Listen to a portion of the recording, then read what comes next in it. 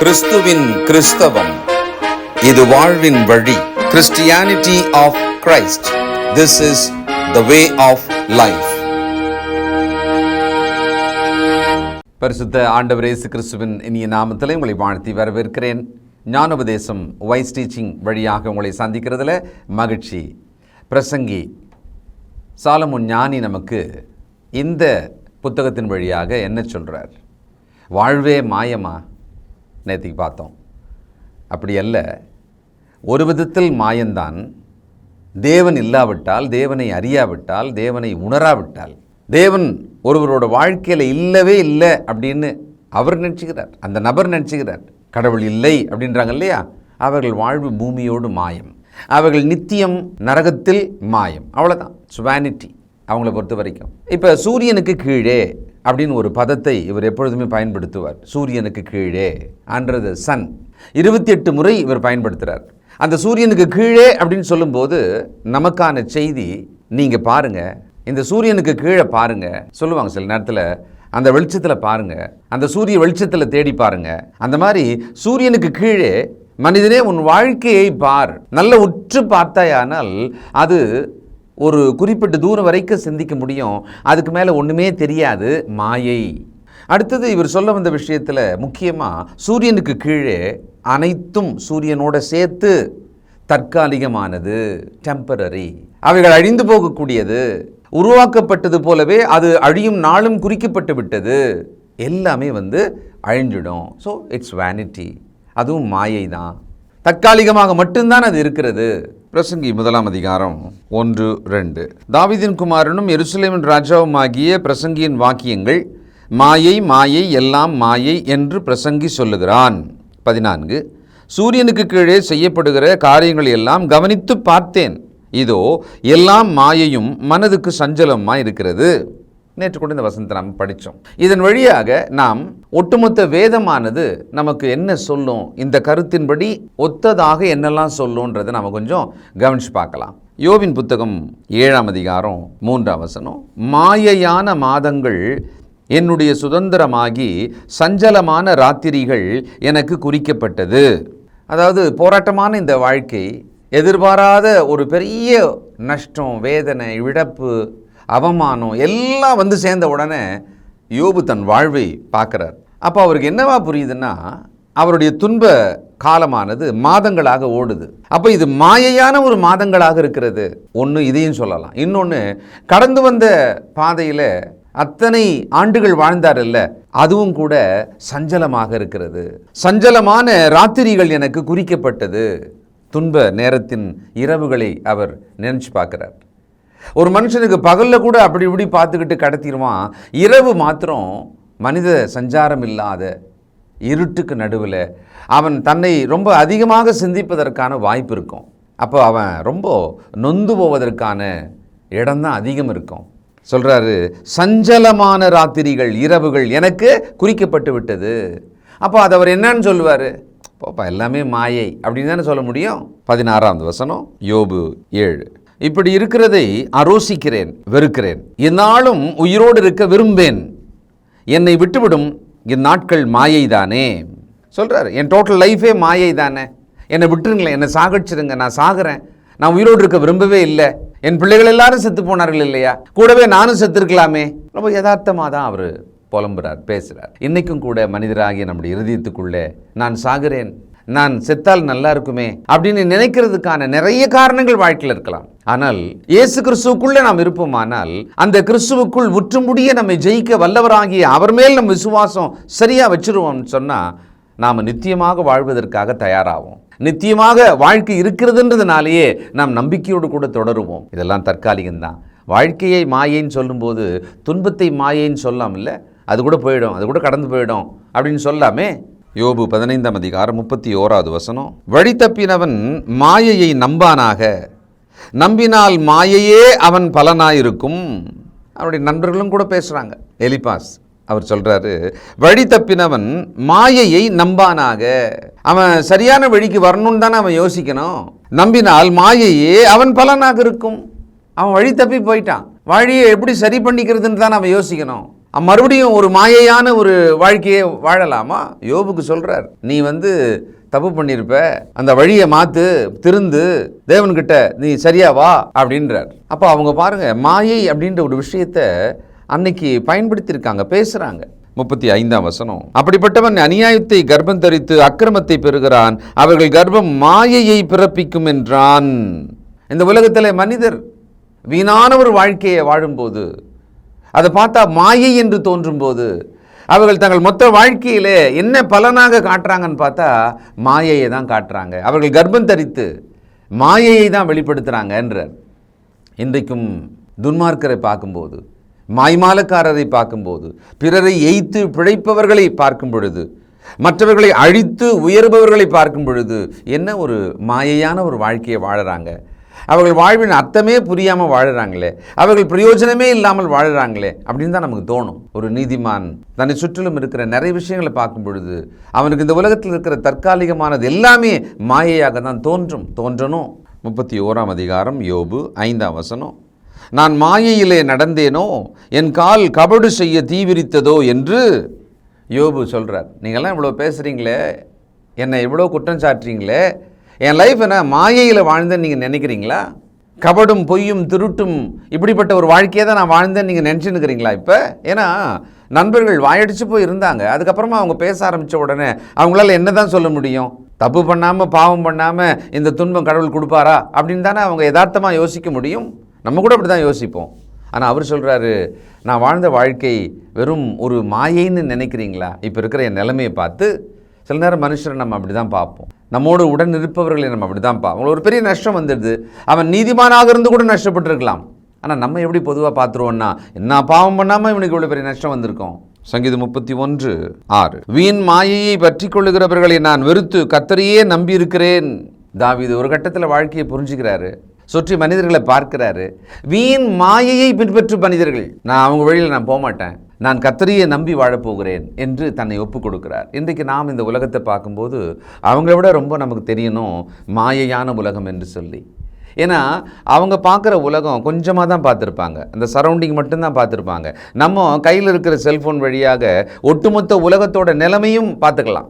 1000 கேள்விகள் கேட்டால் 1000 பதில்களையும் அது வச்சுருக்கு, 10,000 பதில்களை நமக்கு கொடுக்குது. சமீபத்தில் ஒரு செய்தியை நான் பேப்பரில் படித்தேன். இந்த ஏஐ டெக்னாலஜி சொல்கிறாங்க இல்லையா, அதை உருவாக்கியவர் ஜெஃப்ரி ஹிடன்டன் அவரோட பேர். அவர் இப்போ ஒரு பயமுறுத்தலான ஸ்டேட்மெண்ட்டை வேற வழி இல்லாமல் சொல்றார். அவர் மனசாட்சியில ஒரு உறுத்தல் உள்ளவராக அதை சொல்லியிருக்கிறார். என்னன்னா, ஏஐ தொழில்நுட்பமானது நிறைய வேலைகளை சுலபமாக்குது, அது எனக்கு ரொம்ப சந்தோஷம்தான். அடுத்தது ஏஐயின் மூலமாக இந்த உலகமானது நிறைய விஷயங்களை, புதிய புதிய விஷயங்களை செஞ்சுக்கிட்டே இருக்க போகுது, இன்னும் பெரிய அளவுக்கு போக போகிறது. ஆனால் ஒரு அச்சுறுத்தும் விஷயத்தை நான் கவனிக்கிறேன், இது நடந்துருமோன்னு நான் பயப்படுறேன், ஆனால் கண்டிப்பாக அது நடக்க தான் போகுதுன்றார். என்னன்னா, நாம் கொடுத்த தகவல்களை வைத்து அதை இணைத்து வேலை செய்வது, பதில் சொல்வது அப்படின்னு இருக்கிற இந்த தொழில்நுட்பம், செயற்கை நுண்ணறிவு, அது தனக்குள்ளாகவே ஒரு மொழியை உருவாக்கி கொள்ளும். அது தனக்குள்ள ஒரு மொழியை உருவாக்கிடுச்சின்னு சொன்னால் மனுஷனுக்கு அது விளங்காது.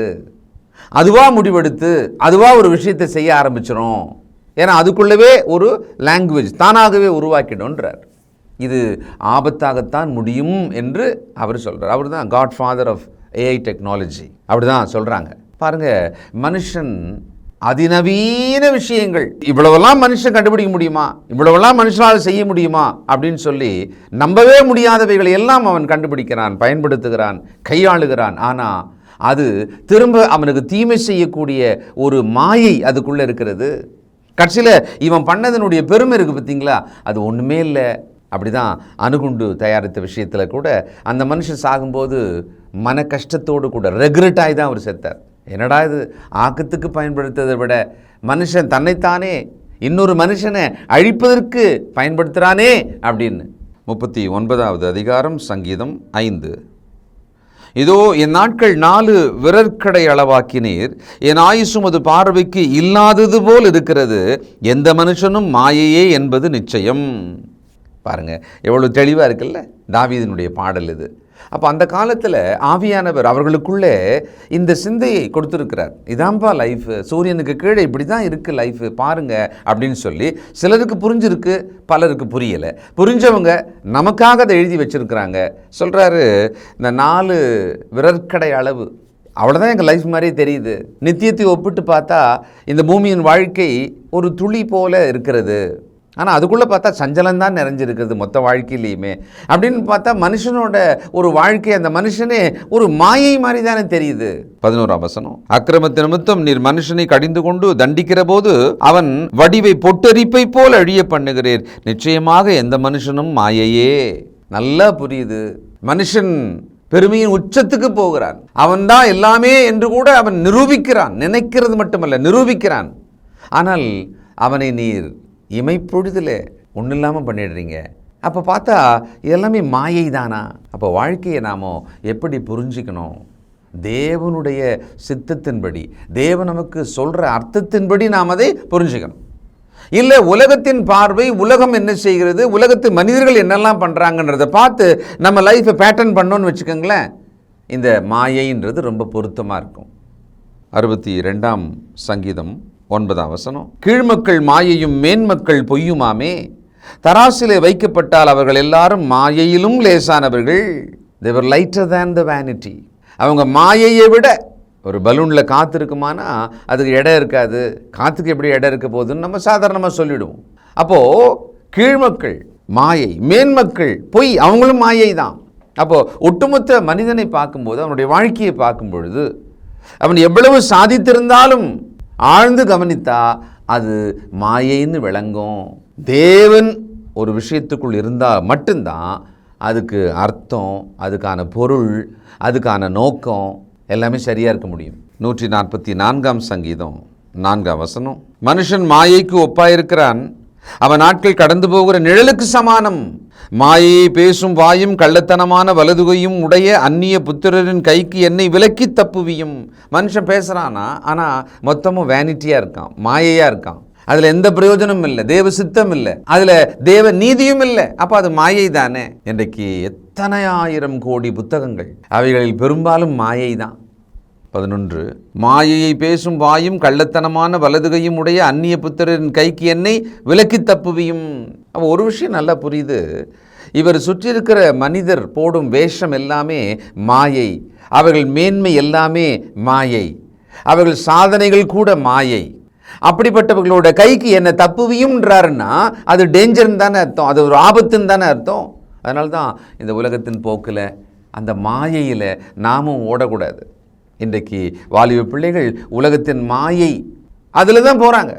அது எது அழகுன்றதோ அதான் அழகு, எது உயர்வுன்றதோ அதான் உயர்வு, எது இன்பம்னாலும் அதான் இன்பம், அப்படி நினச்சின்னு தான் போகிறாங்க. வேதம் சொல்வது வேண்டான்றாங்க. உலகத்தில் இருக்கிற ஒருத்தன் நியாயம் சொல்கிறான், அம்மா அப்பா எப்படி இருக்கணும் அப்படின்னு சொல்கிறான், பிள்ளைகளோட சுதந்திரத்தை பற்றி பேசுகிறான். ஆனால் அவன் பேசுவது தேவ நீதியே கிடையாது. ஆனால் அது இன்ற தலைமுறைக்கு ரொம்ப யதார்த்தமாக இருக்குது, சரிதானே அப்படின்னு தோணுது. ஆனால் அதில் தேவ நீதி இல்லை. ரோமர் 8:21, அந்த சிருஷ்டியானது சுய இஷ்டத்தினாலே அல்ல, கீழ்ப்படுத்தினவராலேயே மாயைக்கு கீழ்ப்பட்டிருக்கிறது. சிருஷ்டிகள் அனைத்தும் ஒரு நியாய தீர்ப்புக்காக, தன்னை சிருஷ்டித்தவர் வந்து நியாய தீர்ப்பு செய்து அழிப்பார் அப்படின்ற ஒரு நியாய தீர்ப்புக்காக காத்திருக்கிறதாம். அது இயங்கிக் கொண்டிருக்கிறது. அதில் ஒரு மாயை இருக்கிறது. என்னென்ன, ஒரு நாள் அது இல்லாமல் போகிறது, அது மாயை. எல்லாமே தற்காலிகமானவைகள், எல்லாம் மாயையாக இருக்கிறது. அப்போ நாம் இந்த உலகத்தையே நிரந்தரம்னு நினச்சி, இந்த உலக வாழ்க்கையே இன்பம்னு ஓடி பிழைத்து வாழாமல், தேவனுக்குள்ளே அவருக்கு பயந்து நடக்கிற ஒரு வாழ்க்கையை நாம் தெரிந்து கொள்ளணும். இல்லைன்னா ஒட்டுமொத்த உலகமும் காண்கிறவைகள் அனைத்துமே அழிந்து போயக்கூடிய மாயை. சூரியனுக்கு கீழே மாயை மாயை. அதில் மனுஷன் அது மாதிரியே அதுக்கேற்ற மாதிரி வாழ்வானால் அவன் வாழ்க்கையும் மாயையாக தான் போயிடும். தேவன் சிருஷ்டித்தவராகிய அவருக்கு தன்னை ஒப்பு கொடுத்து, அவர் திட்டத்துக்கு தன்னை ஒப்பு கொடுத்து நடந்தால் மட்டும்தான் அது நீதியாக இருக்க முடியும். சிந்திப்போம், ஜெபம் பண்ணுவோம். இரக்கமுள்ள பிதாவே, பரிசுத்தர் பரிசுத்தரே, இதோ நீர் இந்த காலத்தில் பலவிதமான ஆச்சரியமும் அதிசயமான முன்னேற்றங்களுக்கு நடுவில் அதை செய்யும் பிரம்மாண்டமான மனிதனோட அறிவை, அதன் உச்சத்தை நாங்கள் பார்க்கிறோம். இவையெல்லாம் கனவு போல எங்களுக்கு தோன்றுகிறதப்பா. அதற்கு நடுவில் வாழுகிற நாங்கள் மாயை இது, பொய் இது, தேவ நீதி இதில் இல்லை என்பதை விளங்கி நடக்க மனத்தெளிவு தாரும், புத்தி தாரும். எங்கள் பிள்ளைகளுக்கு மனத்தெளிவு தாரும்.